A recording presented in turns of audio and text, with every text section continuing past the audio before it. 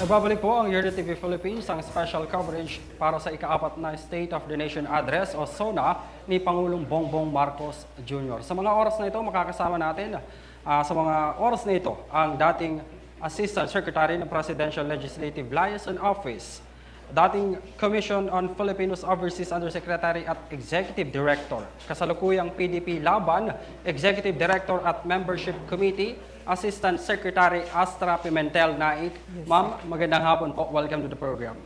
Hello, Henry. Magandang hapon sa lahat ng ating mga kababayan na kasubaybay sa Euro TV. Thank you for the invitation. Nakalimutan mo yung pinaka-latest ko na position, which was the Department of Energy Undersecretary. Alright, my bad, ma'am. Okay, ma'am, simulan ko nitong nakaraan, naglabas ng desisyon ng Supreme Court laban doon sa impeachment complaint ni VP Sara at dineklara nga itong unconstitutional.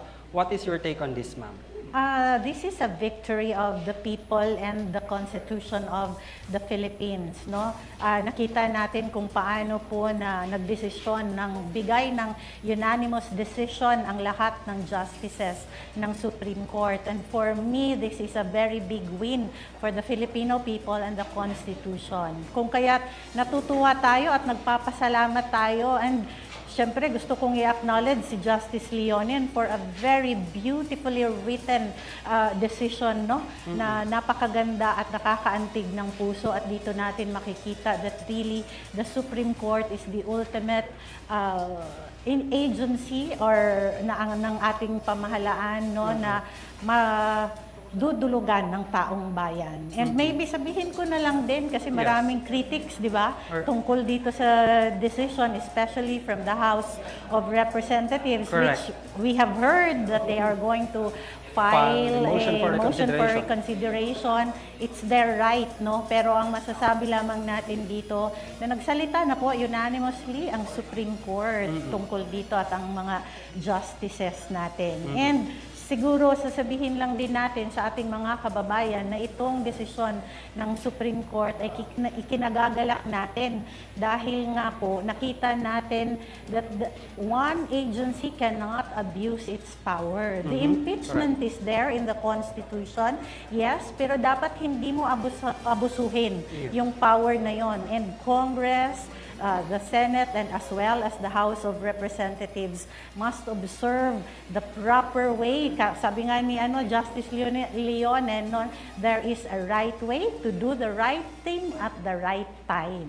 Correct, ma'am. Alright, ma'am, naitulak itong impeachment complaint. Alam naman natin lahat na nasa ilalim ng pamumuno ni House Speaker Martin Romualdez. And sa pagbubukas ng 20th Congress, mananatili siya bilang House Speaker. Ano sa tingin mo yung magiging buka ng Kongreso dito sa pagbubukas ng 20th Congress? Oh, very interesting actually yung nangyaring eleksyon ng House Speakership today.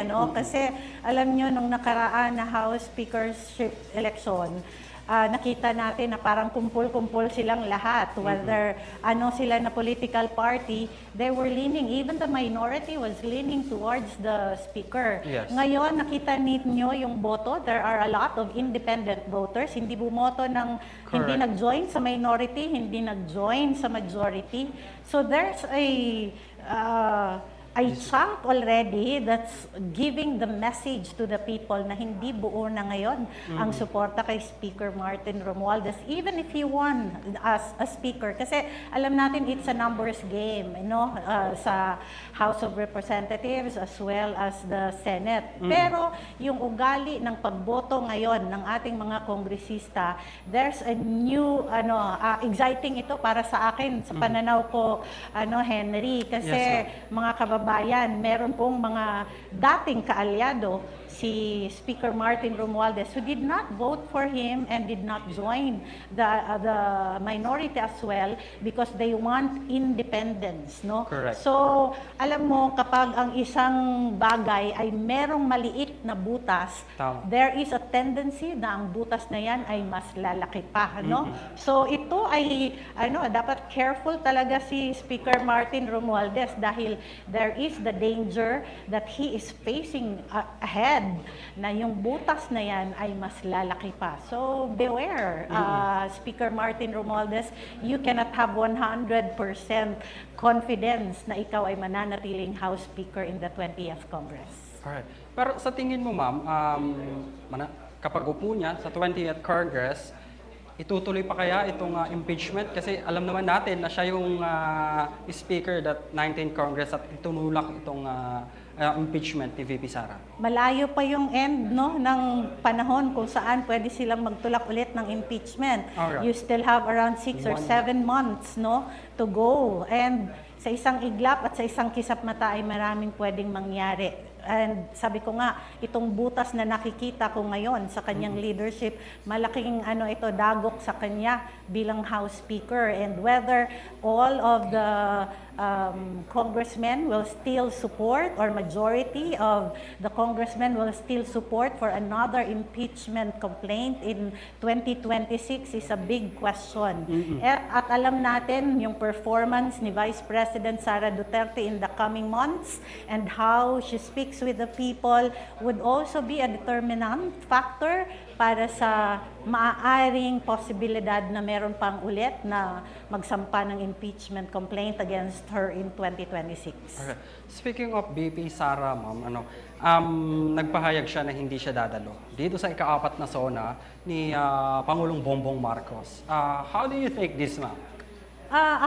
It's actually her right, no? Alam natin, this is not the first time na hindi siya nag-attend ng SONA. Yes. Because last year, hindi rin siya nag-attend ng SONA. Because, alam mo yung, sinabi nga niya, I would rather choose to serve the people on the day of the SONA because the SONA of the President is meant to deliver the message to the people. Alam niyo, ang SONA supposed to be is the honest and truthful report of the accomplishments of the administration, considering that VP Sara is no longer part of the administration of BBM because she was taken out as the Secretary of Department of Education. Nag-resign na po siya doon at hindi na siya parte ng executive direction ng ating Pangulo. In fact, she is considered as the opposition of the President right now dahil nga siya pa yung in-impeach, di ba? She has been performing and in fact, siya yung may pinakamataas na approval and trust rating sa lahat ng mga government officials natin, whether elected or appointed. So yung kanyang hindi pagsipot is a natural tendency of the Vice President dahil mas pipiliin niya na makasama ang taong bayan. In the same manner that other senators also are not joining the SONA.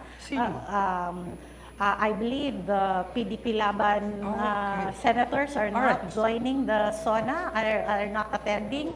Senator Amy Marcos also are not. Senator Robin will not also attend. Senator Bato de la Rosa, Senator Bongo will not be attending the SONA. So they can hear din naman the speech of the President later on and review what is the report that he is going to deliver to the people. Ma'am, National Chairman of the PDP Laban, which is former President Rodrigo Duterte. How is him? Physically, hindi natin nakikita except na yung kanyang pamilya, no? Because those who are allowed to visit him and see him personally are only his legal team and his direct family. So, we can only rely on what they tell us, no? Kung kumusta ang Pangulong Duterte. Sabi nila, mentally, he is very sharp and yung joy niya, nandoon naman, yung acceptance niya sa mga nangyayari sa kanyang buhay, it's except for his health, no, na pumayat siya. And we have to take that according to how the family delivers the report to the people na pumayat talaga si Pangulong Duterte. And ayan yung aking pin. Bring him home. Kasi we really believe that he does not deserve to be kidnapped and he does not deserve to be detained in a foreign land. And it is the call of the people. Alam ko, nakita naman natin sa social media, wherever, all over the Philippines and all over the world. In fact, he is the only detainee of the ICC that has ever received this kind of attention worldwide. And yung constant presence ng ating mga OFWs and mga Filipinos overseas na nandoon araw-araw para tingnan kung ano ang mangyayari sa kanya. This is unprecedented worldwide. And gusto nating pasalamatan ang lahat ng ating mga kababayan na patuloy na sumusuporta sa PDP Laban Chairman na si Pangulong Duterte. Alright. Bring him home, ma'am. Kamusta yan? Kamusta yung laban natin dyan? The Bring Him Home is an ongoing movement, no? And right now, there's a new message that we have also, Free Duterte Now, no? Right.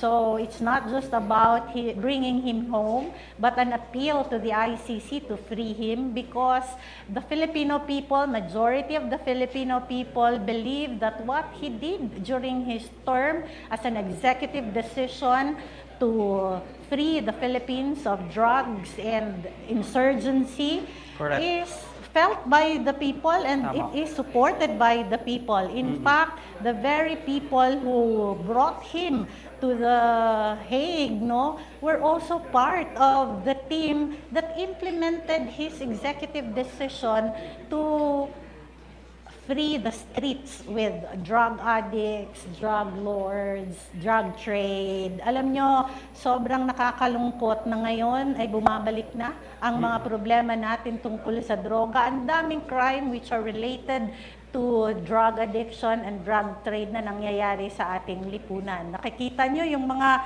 drug addicts na naglalambitin sa sa wire ng ating mga kuryente at nakukuryente at namamatay pa because it's not being curbed, Tama.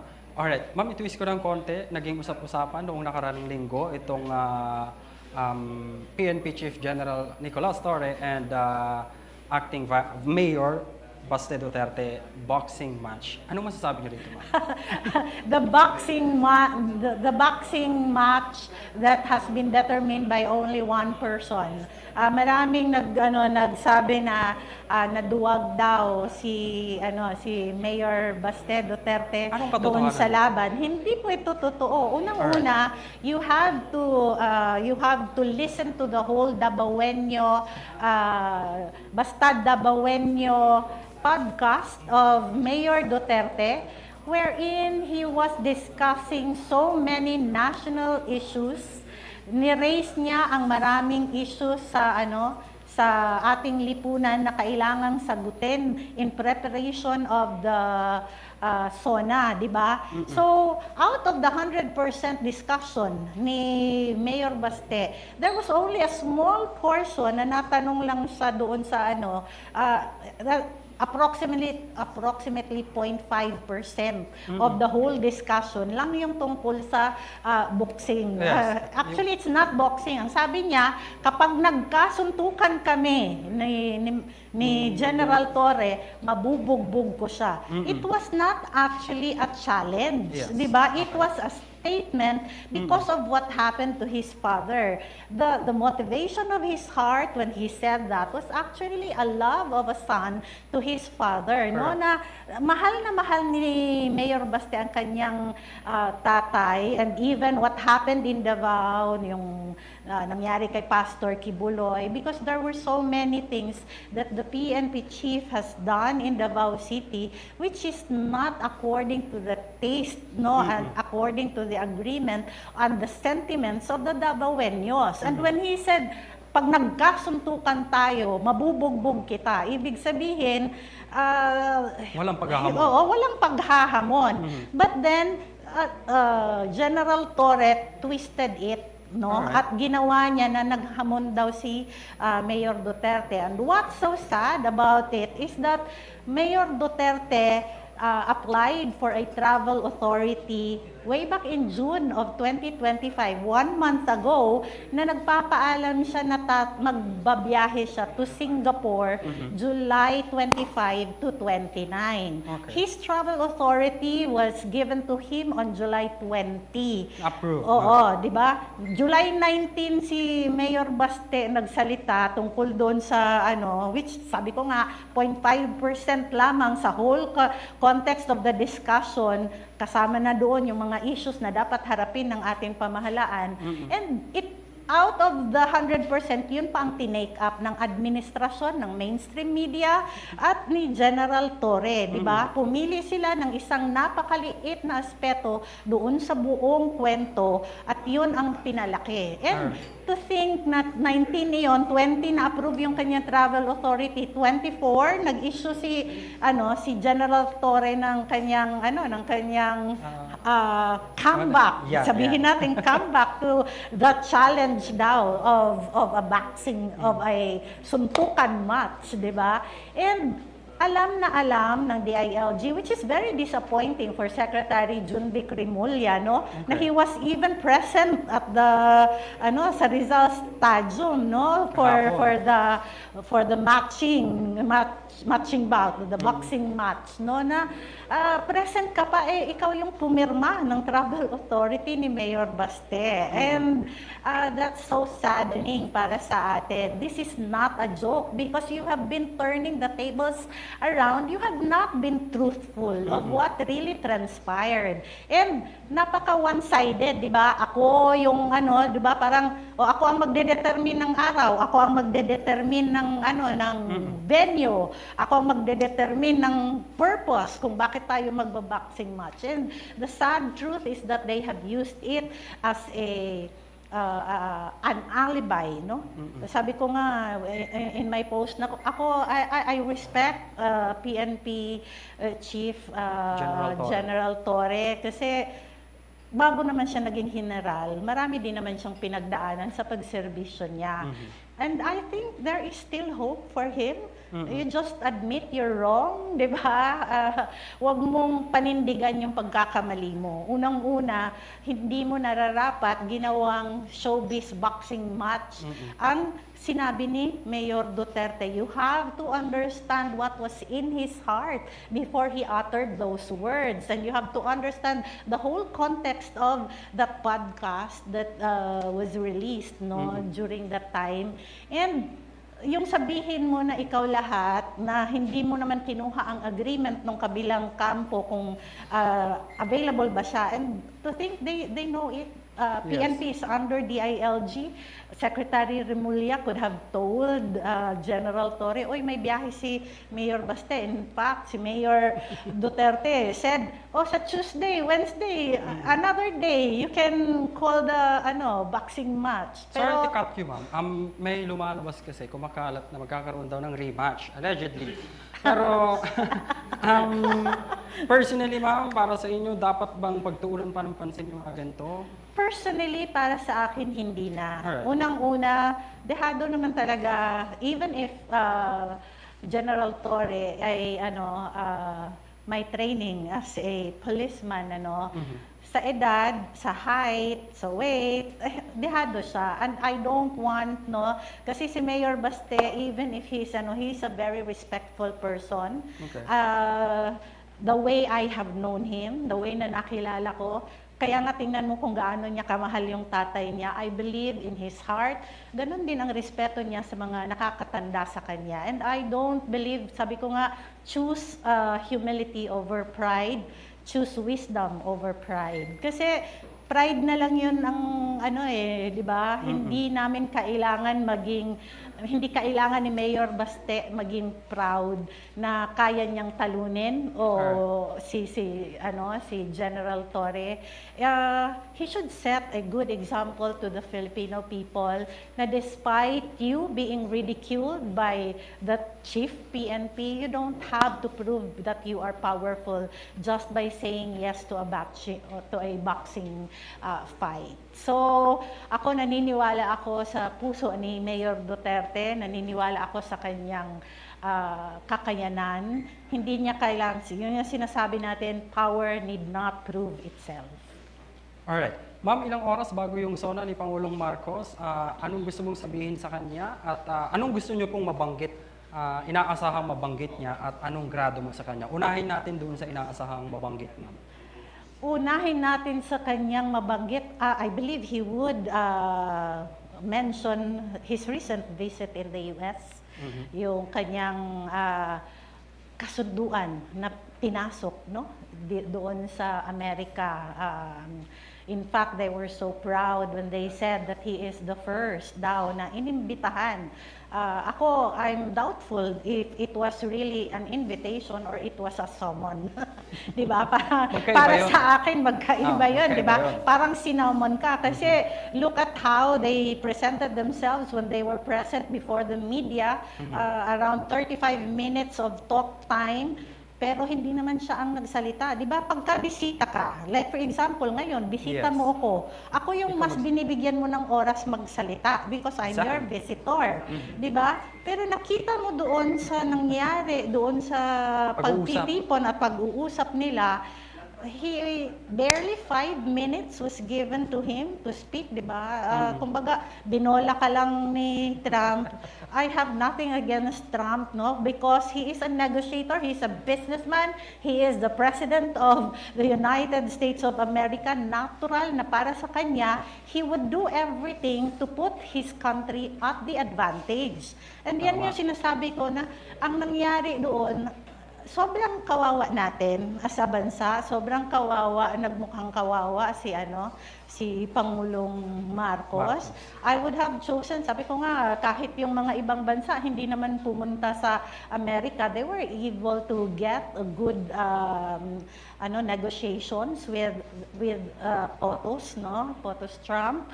Pero tayo, parang mas lalo tayong naging kawawa. But I think he is going to brag about it during the SONA.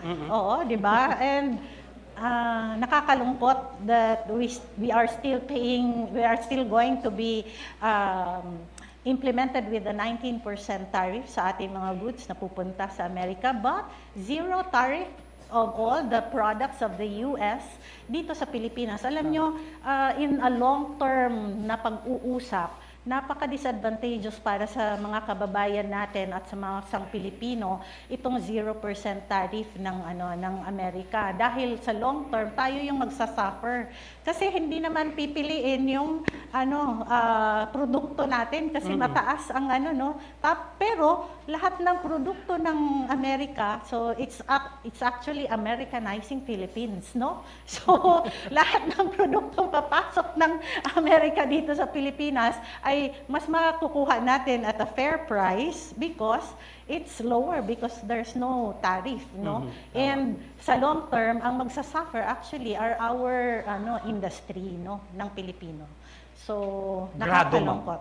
Grado from Grado sa kanyang 1 to 10. Sa kanyang unang 3 taon. Alam mo, meron akong maraming notes. Because, di ba, the SONA actually is your grading system or the weighing scale, di ba? So SONA 2024 to SONA 2025. You're supposed to report to the people from your SONA 2024 anong nangyari na achievement mo para sabihin mo ngayon sa taong bayan at kung ano yung direction mo for the next year. Correct. So his SONA of 2024 uttered so many promises. So, sabihin ko lang siguro, a few.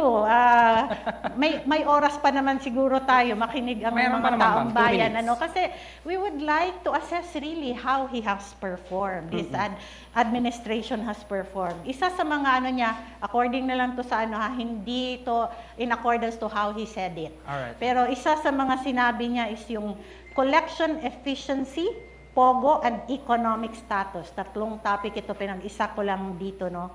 So, collection efficiency in the Bureau of Customs, the Bureau of Internal Revenue, lahat yan. ano ba ang i-report niya sa atin ngayon? Yung efficiency nung ano. And more importantly, if you have been efficient in collecting the taxes and all the collections natin under the Department of Finance, ano ang pinaggamitan mo nito at naramdaman ba ng taong bayan na nagamit sa tama yung mga pera na nakolekta ng ating pamahalaan? And to me, I think that's a failure. Sa ayuda yata. And you know that ayuda is never a long-term, walang long-term effect para sa taong bayan ang ayuda. It's always, in fact, alam naman to ng mga nakatanggap ng ayuda. Maraming nakatanggap ng ayuda na tinataya lang sa swertres, tinataya sa at online gambling pa. I thank those people, the legislators who are pushing for the abolition of online gaming, no? Kasi yun nga yung di ba, is Pogo really abolished in the Philippines? You might be surprised that there are still a lot of Pogo hubs, no? Na kasi may mga protector na nangyari, di ba? So, pinalitan ng Pigo, tapos nagkaroon pa ng online gambling. The Pigo, ako mas better na lang yung Pogo compared to Pigo because Pogo are foreigners ang nagagamble. Pigo, dito inland, mga Pilipino ang nagagamble. The online gaming, Pilipino din ang naggagamble. Pero ano yung effect nito sa atin? I remember kinikriticize nila si PRRD during his time, and Pogo never started during the time of PRRD. Only during the time of President Duterte, he used the revenues from the Pogo to help the people, sa disasters, sa healthcare, sa social services, and that was a very transparent governance that he showed to the people. And also yung economic status natin. We are the only country in the whole world that's giving up our gold reserves. So, nagmalaki si Pangulong Marcos during 2024 about the economic status of the Philippines, and yet we have seen how he has given up, no? And hindi ito dumaan sa proseso na tinanong ang taong bayan. In fact, they have decided it na magbenta tayo ng ating gold reserves of around 25%. All the other countries are raising up their gold reserves because that is your back up mo yan sa kahit anong krisis na dumating sa iyong bansa.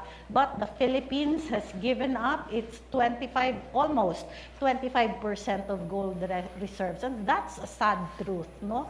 So how can you say na nagawa niya yung kanyang promise in 2024 of the economic stability of the country when in fact lumobo na yung utang natin, nawalan pa tayo ng gold reserves.